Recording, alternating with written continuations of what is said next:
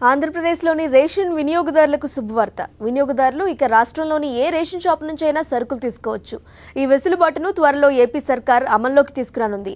Aadhaar card ఆధారంగా రాష్ట్రంలోని ఏ ration shop నుంచైనా సరుకులు తీసుకునే విధానాన్ని అమలు చేస్తామని సీఎం చంద్రబాబు చెప్పారు. ఎవరైనా ఒక నెల రేషన్ తీసుకోకపోతే తర్వాత నెలలో దాన్ని తీసుకునే అవకాశం కల్పిస్తాం. 3 నెలల రేషన్ను ఒకేసారి తీసుకునే ఏర్పాటు చేస్తామన్నారు.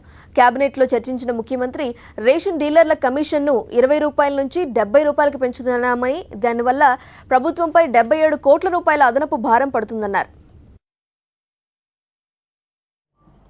అన్ని ఫేర్ ప్రైస్ షాపుల్లో కూడా ఇంటర్ ఆపరబిలిటీ తీసుకొస్తున్నాం. ఈ ఫేర్ ప్రైస్ షాపులనే కాకుండా ఎక్కడ ఉంటే అక్కడ తీసుకునే అవకాశాన్ని కల్పిస్తాం. ఒక ఫేర్ ప్రైస్ షాపే అవసరం లేదు. అతని యొక్క